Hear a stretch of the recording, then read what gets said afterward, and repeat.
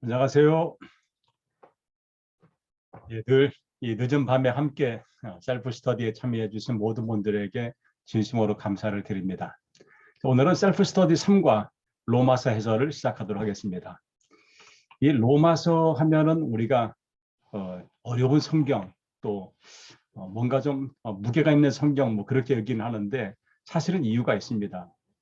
오늘 이 로마서 해설은 이런 식으로 전개합니다. 첫 번째 로마 교회, 두 번째 로마서 기록 동기와 목적, 그리고 로마서 기록 장소와 시기, 네 번째 로마서 신의 통일성의 문제, 그리고 마지막 로마서의 주제, 이런 식으로 오늘 수업을 진행하겠습니다. 로마 교회, 바울은 13권의 편지를 쓰면서 늘 서두에다가 이 편지를 받는 수신자를 밝히고 있습니다.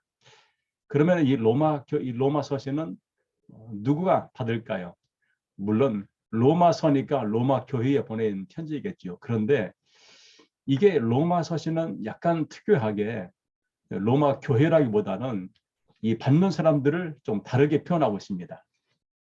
어쨌든 간에 이 로마에 있는 로마의 신앙 공동체에 보내는 것이 맞지 않을까. 로마 교회가 아니고, 왜냐하면은 이 당시에 로마 교회는 지금 같은 우리가 생각하는 이 교회의 개념, 건물이 번듯하게 있고 무슨 목회자 또 직제 조직이 있는 그런 교회가 아니고 어떤 공동체 형식을 띠는 그런 모임이었다고 보면 틀림이 없습니다. 로마 교회는 누가 어떻게 설립을 했을까? 이제 우리가 이걸 좀 필요가 있습니다. 왜냐하면 이 교회가 정식 교회냐 아니냐를 좀 알기 위해서 그렇습니다. 바울은 로마 교회를 좀 가보고 싶어 했습니다. 로마서 1장 10절 보면은 어떻게 하든지 이제 하나님의 뜻 안에서 너희에게로 나아갈 좋은 길 얻기를 구한다. 얻기를 구한다 이 말은 아직 이루어지지 않았고 내가 바란다는 의미겠지요. 이렇게 바울은 로마 교회를 좀 한번 가보고 싶어 했습니다. 이 바울은 자신이 가본 적도 없고 또 자신이 세운 교회도 아닌데 이 교회에 이 편지를 보내고 있습니다. 왜 그럴까? 왜 바울은 로마 교회를 그렇게 가고 싶었을까? 이유가 있습니다. 그 이유는 뭐냐면은 로마를 거점으로 해서 로마를 방문한 다음에 로마를 거점으로 바울은 스페인, 성경은 서바나라고 그렇게 번역했는데 그 서바나에 선교를 하고 싶은 겁니다. 이런 열망이 가득 차 있기 때문에 로마를 거점으로 거기를 좀 가보고 싶은 거죠. 로마서 15장 23절입니다. 이제는 이 지방에 일할 것이 없고 또 여러 해 전부터 언제든지 서바나로 갈 때에 너희에게 가기를 바라고 있었다라고 말합니다. 15장 28절도 내가 너희에게 들렀다가 서바나로 갈 것이다. 여기 너희란 말은 로마 교회의 성도들을 말합니다. 이제 이 지도는 바울의 어떤 소망을 상상적으로 그린 그림입니다. 지금 바울이 이 아가야, 마게도냐, 그리스 거쳐서 로마에 갔다가 로마에서 스페인으로 가서 스페인에서 복음을 전하고 싶어하는 어떤 상상도입니다. 이제 소망도이죠. 로마 교회는 바울이 세웠다는 증거가 전혀 없습니다.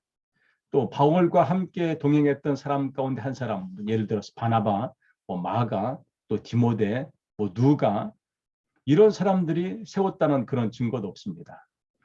로마 교회는 베드로가 세웠다고 그렇게 하는데 사실은 그것은 정확한 어떤 증거를 찾기는 쉽지가 않습니다. 왜냐하면 바울은 로마에 갔다는 기록을 찾을 수가 없기 때문에 그렇습니다. 전 시간에 말씀드렸지만은 바울은 그리스를 할 줄 모릅니다. 그러니까 이 유대 땅 밖을 벗어난다는 것조차가 좀 쉽지 않은 상황이었고, 물론 만일에 이 통역사가 있으면 또 상황은 다르겠지만은 어쨌든 간에 그런 기록조차는 전혀 성서에는 나와 있지 않습니다.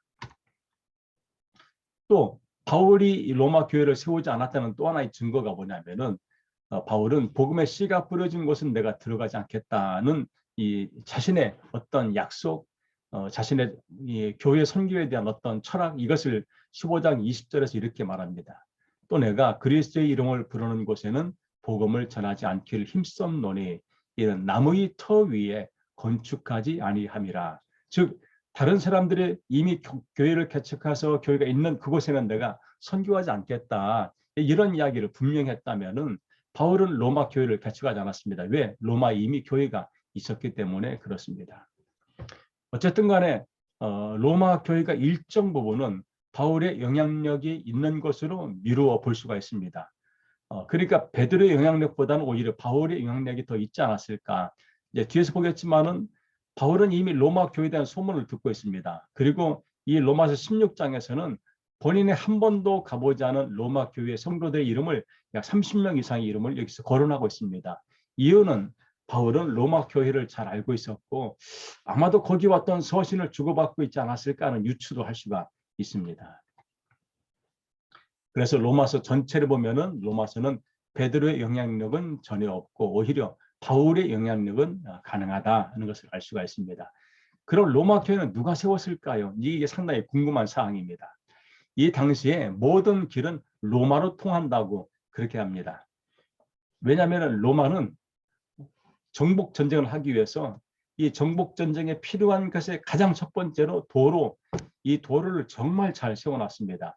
혹시 성교순례를 가보시면은 성교순례 소아시아나 이런 데를 가면은 거기에 있는 이 도로들이 화강암으로 세워진 이 만들어진 도로를 보게 될 겁니다. 정말 튼튼합니다.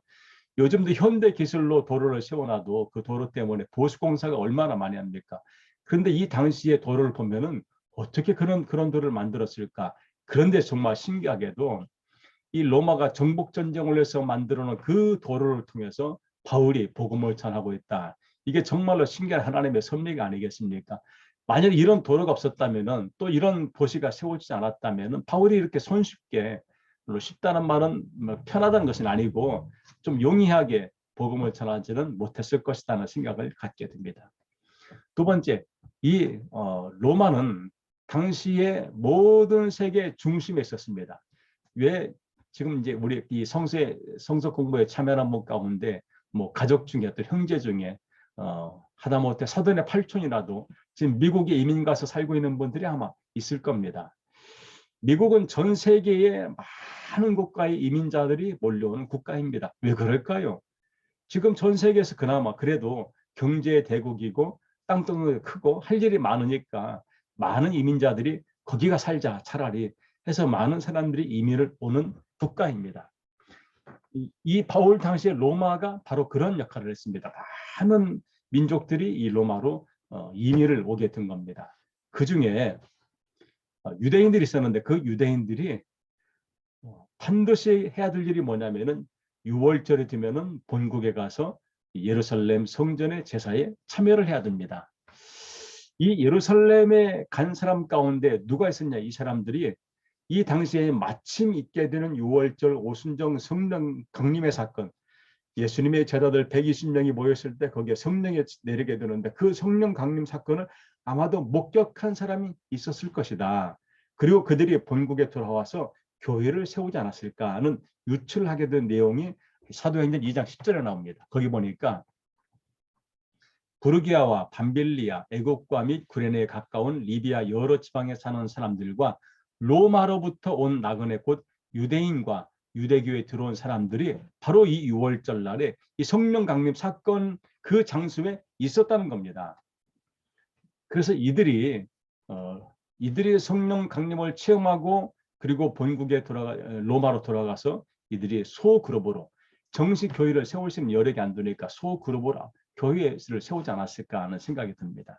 그래서 로마 교회는 교회답게 갖춰지지 않았지만은 몇 개의 소그룹으로 형성하는 공동체 어떤 그런 형식의 교회였을 것이다.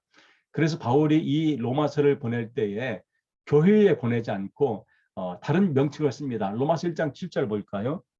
로마에서 하나님의 사랑하심을 받고 성도로 부르심을 받은 모든 자에게 하나님 우리 아버지와 주 예수 그리스도로부터 은혜와 평강이 있기를 원하노라. 이 말의 의미는 교회가 아닙니다. 그 다음 볼까요? 바울이 다른 서신을 보면은 교회에 편지합니다. 데살로니가인의 교회에, 또 갈라디아의 여러 교회들에게, 고린도에 있는 하나님의 교회에, 이렇게 주요 교회에다가 편지를 보내는데 로마 교회 아니고 로마 교회는 사랑하는 형제들에게, 성도들에게 편지를 보낸다는 말의 의미는 뭐냐면은 이 교회 로마 교회는 아직 교회로서의 정식 교회의 어떤 그런 규모는 갖춰 있지 않다는 것을 알 수가 있습니다. 갈라디아 1장 2절에 여러 교회들에게라고 하는 것은 갈라디아 지역에 이미 여러 교회가 있었기 때문에 이렇게 많았을 것이라는 것은 이미 앞전에 말씀드렸습니다. 어쨌든 간에 편지를 받은 지역의 수신자를 기록하는 것이 바울의 편지를 보낼 때 하나의 형태인데, 그런데 로마서만큼은 교회라 하지 않고 성도라는 표현을 한 이유는 뭐냐? 로마 교회가 아직은 교회다운 모습을 갖추지 않은 상태이기 때문에 그렇습니다. 그런데 아니 로마서 16장 5절에서는 교회란 명칭을 사용했나요? 그 말씀 한번 보겠습니다. 16장 5절에 또 저희 집에 있는 교회에도 문안하라. 내가 사랑하는 에베네도에게 문안하라.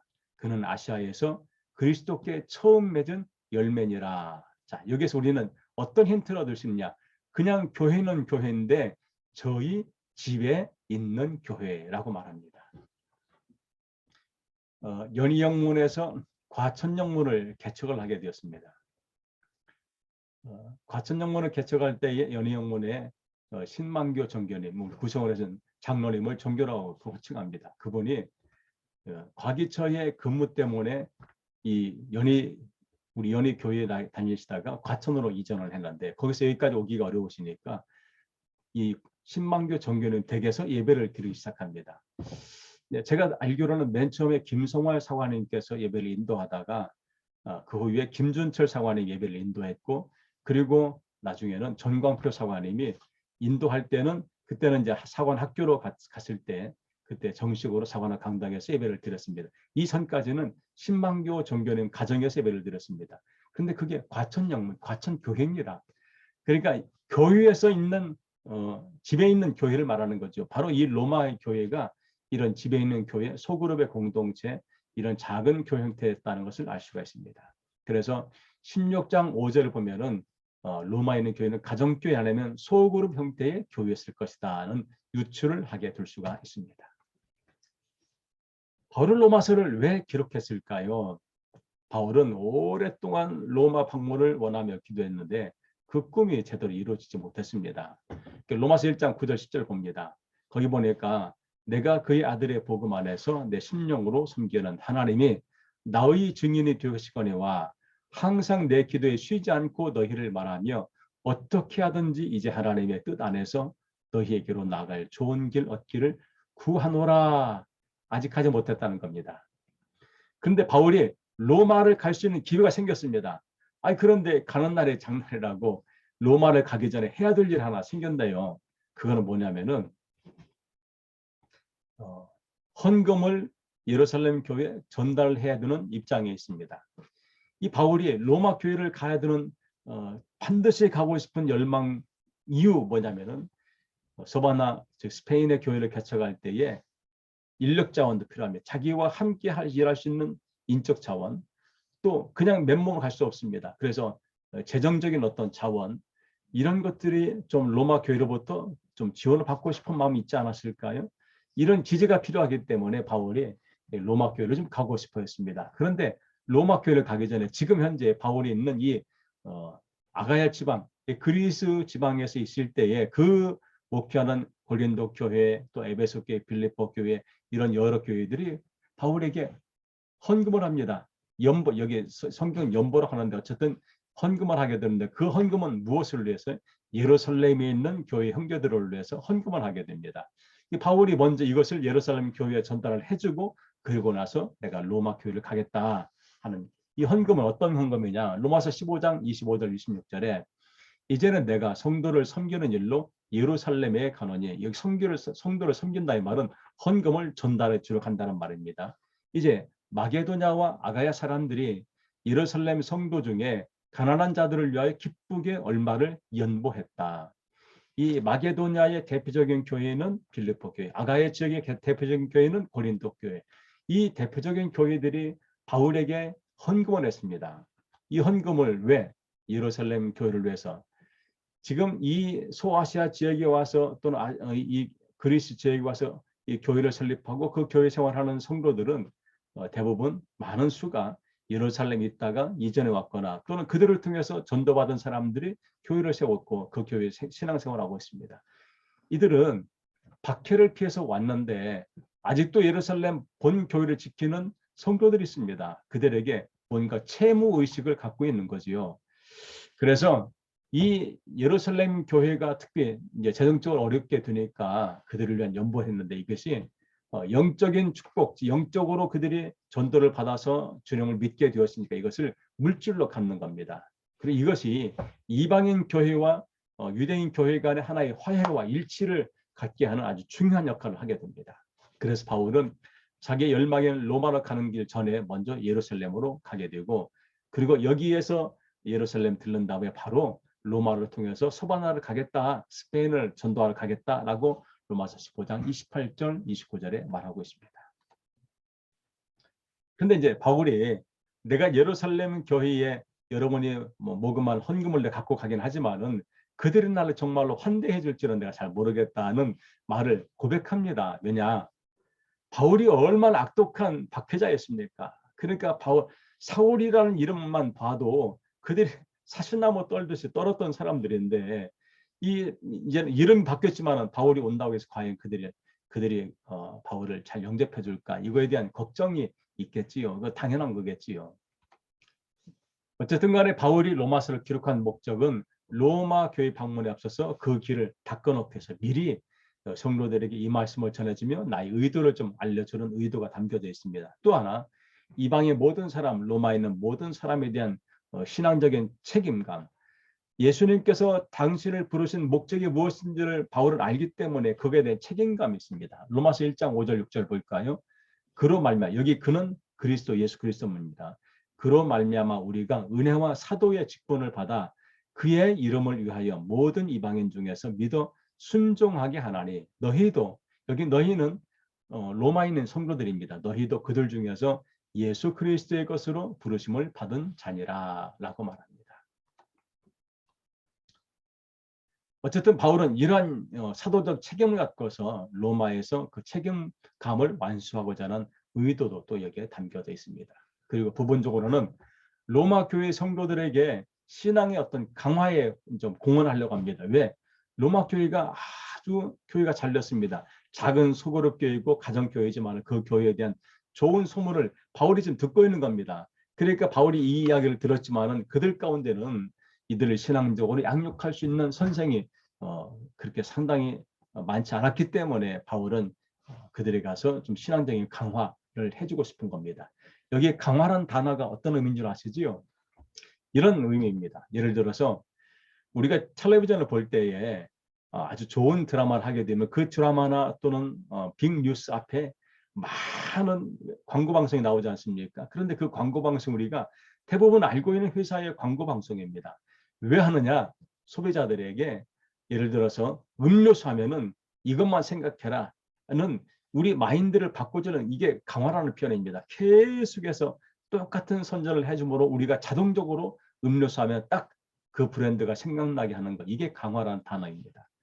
바울이 로마 교회의 성도들을 강화할, 신앙적으로 강화하려는 목적은 이들이 지금 살고 있는 땅이 로마, 세계 중심입니다. 물질이 풍부한 곳이고 문화가 풍부한 곳이고 학문이 넘쳐나는 곳입니다. 이런 곳에 이들이 살아가면서 신앙적으로 분명한 기준을 갖고서 살도록 좀 교육과 훈련이 필요하다는 거지요. 그뿐만 아니고 바울도 그들을 통해서 은혜 받고 또 강화를 받기를 원하는 마음도 있습니다. 로마서 1장 8절입니다. 먼저 내가 예수 그리스도로 말미암아 너희 모든 사람에 관하여 내 하나님께 감사함은 너희 믿음이 이 온 세상에 전파됨이라. 즉 로마에 있는 성도들의 믿음이 좋다, 이 소문이 바울에게, 여기 온 세상이라는 말은 지금 바울이 지금 사역하고 있는 이 마게도니아 또 아가야 지방에 널리 퍼져 있다는 거지요. 1장 11절 12절 봅니다. 내가 너희 보기를 간절히 원하는 것은 어떤 신령한 은사를 너희에게 나눠주어 너희를 견고하게 하려 함이니, 강화시키겠다는 겁니다. 이는 곧 내가 너희 가운데서 너희와 나의 믿음으로 말미암아 피차 아니함을 얻고자 합니다. 그러니까 너희에게만 이런 강화하는 것이 아니고 나도 너희를 통해서 은혜를 받고 싶다, 이런 고백입니다. 또 하나, 로마에서 생겼을지 모르는 자기의 복음에 대한 오해를 좀 없애보려는 의도도 그 안에 내포되어 있습니다. 바울 하면은 율법에 철저한 사람이라고 늘 그렇게 오해합니다. 그런데 그게 아니다.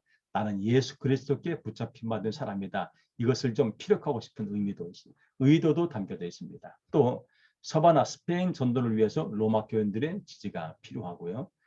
그래서 로마서는 복음의 본질에 대한 설명을 아주 조직적으로 전개하면서 로마인의 성도들을 강화시키고 이 말씀을 통해 오늘 우리에게 진정한 기독교가 무엇이냐, 예수 그리스도를 믿는 신앙이 무엇이냐, 우리가 세속 속에 살면서 이 세속 안에서 어떻게 우리 신앙을 지킬 것이냐, 이런 아주 기본적인 신앙의 기본 토대가 되는 말씀들을 이 로마서 안에서 기록하고 있습니다. 그리고 로마 교회는 유대인과 이방인들이 같이 있었습니다. 1장 5절 6절 보면은 그로 말미암아 우리가 은혜와 사도의 직분을 받아 그 이름을 위하여 모든 이방인 중에서 믿어 순종하게 하나니 너희도 그들 중에서 예수 그리스도의 것으로 부르심을 받은 자니라. 이 말씀을 통해서 요즘 학자들은 무엇을 이제 유추하냐면은 아마도 이 당시에 로마 교회가 비록 작은 가정교회지만 그 교회 안에 이방인 기독교인과 유대인 기독교인이 함께 있으면서 약간의 좀 갈등이 있지 않았을까라는 그런 유추를 하고 있습니다. 그렇지만 이건 확실한 건 아닙니다. 왜?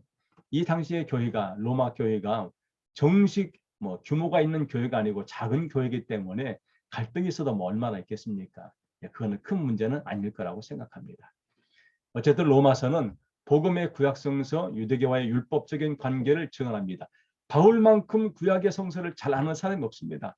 바울만큼 율법을 잘 아는 사람이 없습니다. 그러니까 바울은 구약의 성서와 율법을 가져와서 예수 그리스도의 복음을 접목시키며 그 안에서 복음이 무엇이냐 해서 이걸 피력해 주는 거지요. 그래서 모든 사람을 하나님께로 끌어주는 복음의 능력을 증언하고 있습니다. 이제 더 이상 율법도 구약의 성서도 아니고 하나님의 예수 그리스도의 복음이다. 그래서 로마서는 기독교 복음의 진수이고 기독교 신학의 유학이라고 말할 수가 있습니다. 바울 서신을 기록한 장소는 어디일까요? 어디에서 기록했을까요? 아마도 지금 여기 보면은 이 위쪽은 마게도냐, 여기서 건너가서 여기로 가서 맨 처음에 빌립보, 데살로니가, 베레와 여기에 교회를 개척한 이 마게도냐 지방이고 이 아래쪽이 아가야 지방입니다. 여기가 그리스죠, 그리스. 이 아가야에 있는 고린도와 갱그리아 교회 또 에덴, 아테네 이쪽이 그리스인데 아마도 바울이 여기에 있지 않았을까? 이 고린도 중심으로. 이 당시에 고린도 교회는 상당히 큰 교회였고 또 힘도 있었고 은혜도 충만한 그런 교회였습니다. 이 교회에서 바울이 여러 달 동안 머물면서 고린도 전후서 그리고 로마서를 기록하지 않았을까라고 이제 그렇게 유추하는데 그게 상당히 신빙성이 있습니다. 어쨌든 로마서를 기록한 목적은 밝힌 반면에 기록 장소는 밝히지 않고 있는데 일반적으로 기록 장소는 고린도라고 그렇게 알려져 있습니다.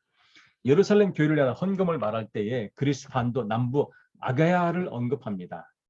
이 아가야 지방 지역의 가장 중요한 교회는 고린도였습니다. 그래서 아마도 고린도에서 이 서신을 기록하지 않았을까.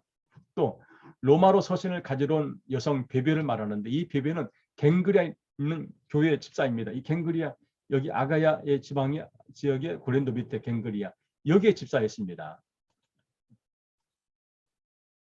그러므로 고린도에서 로마서가 쓰였을 가능성이 높다. 또 가이오는 바울이 고린도에서 세례를 주었던 사람인데 바울이 로마서 16장 23절 봅니다. 나와 온 교회를 돌봐주는 가이오도 너에게 문안하고 이 성의 제목한 에라스도와 형제 구아도도 너에게 문안한다. 이거는 바울이 직접 이 서신을 쓰면서 가이오가 나와 함께 있고 그 가이오에게 세례 준 이야기는 고린도전서 1장 14절에서 말합니다. 나는 그리스도와 가이오 외에는 너희 중 아무에게도 내가 세례를 베풀지 아니한 것을 감사한다. 바울이 이 고린도에서 세례를 주었던 그리스도 가이오 이것을 말한다면은 바울이 고린도에 있었구나 하는 것을 알게 되는 거지요. 또 에라스도는 고린도에 머물렀던 사람입니다. 로마서 16장 23절 에라스도와 형제 구아도도 너에게 문안한다. 디모데후서 4장 17 보면은 에라스도는 고린도에 머물러 있었다고 말합니다. 다섯 번째, 디모데와 소바더. 바울이 아끼던 제자인 디모데가 바울이 고린도를 떠날 때 바울과 함께 동행한 사람이었습니다. 사도행전 20장 4절 보면은 아시아까지 함께 가는 자는 베레와 사람 브로의 아들 소바더와 데살로니가 사람 아리스다고와 세군도와 더베 사람 가이오와 및 디모데와 아시아 사람 두기고와 드로비모라. 이 사람들이 바울과 함께 있다가 바울과 함께 고린도로 떠날 때 동행한 사람들이었습니다. 이런 사람들을 미루어서 바울은 고린도에 상당 기간 머물면서 아마도 이 서신을 쓰지 않았을까. 사도행전 20장 3절 봅니다. 그 지방으로 다녀감 여러 말로 제자들에게 권하고 헬라에 이르러, 그리스, 아까 말씀드린 바로 이 지역입니다. 여기에 이르러 거기 석 달 동안 있다가 배 타고 수리아로 가고자 할 때에 그때에 유대인들이 자기를 해하려고 공모함으로 마게도냐를 거쳐서 돌아가기로 작정을 했다. 이제 바울이 이 복음의 전하는 파급 효과가 엄청나게 크니까 유대인들이 엄청 싫어했지요. 그러니까 이제는 과거에는 바울이 박해하던 사람이 이제는 박해를 당하는 입장이 되어버린 것을 우리에게 말합니다. 예. 바울이 로마서를 기록한 시기는 아마도 헌금을 모아서 예루살렘을 출발할 때이지 않을까. 그리고 바울이 복음에 대해서 자주 언급합니다. 그래서 로마서가 기록한 시기는 고린도 후서를 쓰고서 예루살렘에 도착하기 그 직전, 그러니까 AD 55년에서 57년 이 경우로 추정하고 있습니다. 로마서에는 하나의 통일성의 문제가 있습니다. 왜냐하면 원래 바울이 썼던 원문은 없습니다. 그런데 바울이 썼던 원문과 가장 가까웠던 오래된 사본에는 로마서 16장이 없습니다. 그러니까 최근 학자들은 로마 16장은 바울 서신이 아니니까 바울이 쓴 것이 아니니까 로마서에 들어가면 안 된다. 통일성에 문제가 있다. 뭐 이런 말을 합니다. 그런데 사실은 그렇지는 않습니다. 이제 예를 들어서 16장 앞에 말씀드린 대로 로마 교회에 있는 많은 사람들 이름을 거론하는데 아니 바울이 한 번도 로마 교회를 가보지 않았는데 어떻게 그 많은 사람들 알고 있느냐. 이미 바울은 그들에 대한 이야기를 들었습니다. 그러니까 충분히 그 사람들에 대한 어떤 정보는 알고 있었을 것이라고 추측할 수가 있습니다. 또 축도의 문제도 로마서 16장 25절 이하에서 축도가 나오는데 원래 원문에서 가장 가까웠던 가장 오래된 서본에는 이 축도는 로마서 14장 아니면 15장에 등장했는데 이게 왜 16장 왔냐. 그러니까 통일성에 문제가 있다 하지만은 이게 바울의 축도가 14장에 있던 15장에 있던 16장에 있던 축도는 하등 상관이 없습니다. 그래서 16장으로 되어 있더라도 후대에 한 장이 더 추가되어서 편집이 되었다 해도 여전히 로마서는 바울의 기록이라는 거에는 변함이 없습니다. 로마서의 주제는 무엇일까요? 로마서는 어떤 목적으로 쓰여졌다는 걸 다 앞에 말씀드렸는데 그러면 로마서에서 우리에게 정말로 말하고자 하는 그 근본, 그 중심은 무엇일까? 첫 번째는 인간이 의로워지는 것에 대해서 말하는데 그것은 율법의 행위, 바울이 지금까지 목숨같이 여기왔던 구약 율법이 아니고 하나님 앞에서 개인의 믿음에 의해서 사람이 의로워진다. 본인이 율법을 지켰습니다. 제사를 철저히 지켰습니다. 그런데 뒤돌아보니까 그 율법이 우리를 변화시키진 않더라. 그것은 하나의 의식일 뿐이지. 그래서 로마서 1장 17절에서 바울은 이렇게 천명합니다. 복음에는 하나님의 의의가 나타나서 믿음으로 믿음에 이르게 하나니 기록된 바 오직 의인은 믿음으로 말미암아 살리라 함과 같으니라. 그러니까 율법도 아니고 이제는 믿음이다. 그래서 바울은 로마서를 통해서 믿음이 지닌 함의의를 이렇게 두 가지로 크게 양분해서 말합니다. 1장부터 8장에서는 신앙, 믿음에 대해서, 그리고 후반부에서는 그 믿음 우리가 과연 어떻게 실천할 것이냐. 그러니까 믿음만 있다고 다 하는 것이 아니라 믿음의 실천을 그 다음에는 우리에게 들려주고 있습니다. 바울은 복음이 미치는 범위와 적용의 보편성을 제시합니다. 그래서 우리가 첫 시간에 함께 검토했지만은 바울이 다메섹에서 예수님 만난 다음에 아나니아를 통해서 안수받고 눈이 떠졌습니다. 그 다음에 바울이 바로 뭘 했나요? 회당에 들어가서 복음을 외쳤는데 그 복음의 내용이 뭐냐면은 예수 그리스도가 하나님이시다. 아니 지금까지는 예수 믿는 사람을 잡으러 다니는 그 사람이 눈을 뜬 다음에 회당에 들어가서 예수 그리스도가 하나님이시다.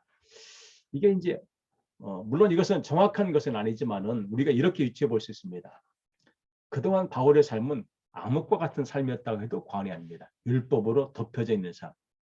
그러다 보니까 진정한 진리를 깨닫지 못했는데 그의 눈이 멀었다가 아나니아를 통해서 뜨게 된 다음에 그는 이제 새로운 시대를 보게 된 것이라고 해도 과언이 아닐 것입니다. 그리고 그의 복음을 통해서 예수 그리스도의 복음이 보편성으로 퍼져가게 하는 그런 놀라운 효과를 갖게 합니다. 로마서 1장 16절입니다. 이거 보니까 내가 복음을 부끄러워하지 아니하노니 이 복음은 믿는 자에게 구원을 주시는 하나님의 능력이 됨이라. 먼저는 유대인에게, 유대인 기독교인에게, 또 모든 유대인에게, 그리고 헬라인에게. 이건 헬라인은 그리스 사람뿐만 아니고 모든 세계 사람들에게 라고 말합니다. 로마서 11장 32절 하나님이 모든 사람을 순종하지 아니하는 가운데 가두어 두심은 모든 사람에게 긍휼을 베풀려 하심이라. 하나님께서 이제 모든 사람들에게 예수 그리스도의 복음을 통해서 구원의 은혜를 주고자 하는 의도가 있다는 것을 지금 피력하고 있습니다. 또 하나, 믿음을 강조했습니다. 우리가 구원받는 것은 믿음이다. 율법이 아니다. 또 하나는 칭의. 이 칭의란 단어가 justification이라는 단어를 쓰고 있습니다. 이 justification이라는 단어를 영어 사전에 찾아보면은 의롭게 하는 것, 칭의 이렇게 하는데 사실은 성경에서 약간 다르게 쓰고 있습니다. 성경은 칭의를 justification 뒤에다가 by faith, 즉 믿음으로 의롭게 되는 것, 이렇게 해야 성서다운 칭의가 되는 겁니다. 그냥 justification이 아니고 justification by faith. 왜냐? 하나님께서 원하는 것을 반대하는 반역적인 관계를 떠나서 하나님의 뜻을 따르려고 하는 긍정적인 관계로 돌아서기 때문에 그렇습니다. 무엇으로? 믿음으로. 그래서 칭의가 바울이 말하는 새 언약이다. 그리고 그 새 언약은 예수 그리스도의 죽음, 부활을 통해서 시작이 되었다는 것을 분명히 바울은 전하고자 하는 의도가 이 로마서 안에 담겨져 있습니다. 로마서 3장 22절 우리 같이 읽어볼까요? 곧 예수 그리스도를 믿음으로 말미암아 모든 믿는 자에게 미치는 하나님의 의인이, 이것은 차별이 없다. 누구에게나 다 똑같다. 3장 28절입니다. 그러므로 사람이 의롭다 하심을 얻는 것은 율법의 행위에 있지 않고, 율법에 있지 않고, 율법을 지킨다고 우리가 의롭게 되는 거 아니다. justification 되는 것이 아니다. 않고 믿음으로 되는 줄 우리가 인정하노라. 그러니까 justification, 의는 by faith, 믿음으로 된다. 이게 바울서서의 가장 중요한 주제가 됩니다. 예, 오늘 여기까지 하겠습니다. 감사합니다. 다음 시간에는 4과 로마서 본문 읽기 1번을 하겠습니다. 이제 지금 3과부터는 이제 이 우리 셀프 스터디 하시는 분들이 뭘 해야 되냐면 괄호 안에 있는 답을 다는 겁니다. 성경 말씀을 찾아서 괄호 안에 있는 단어를 찾아 넣으면 되겠습니다. 1권에서는 전체를 다 써야 했는데 그렇게 하다 보니까 불편하고 힘이 든다고 해서 제가 많은 고려를 해서 이렇게 괄호 넣기로 바꿨습니다. 예, 감사합니다. 좋은 밤 되시기 바랍니다. 예, 감사합니다. 4과에서도 뵙겠습니다.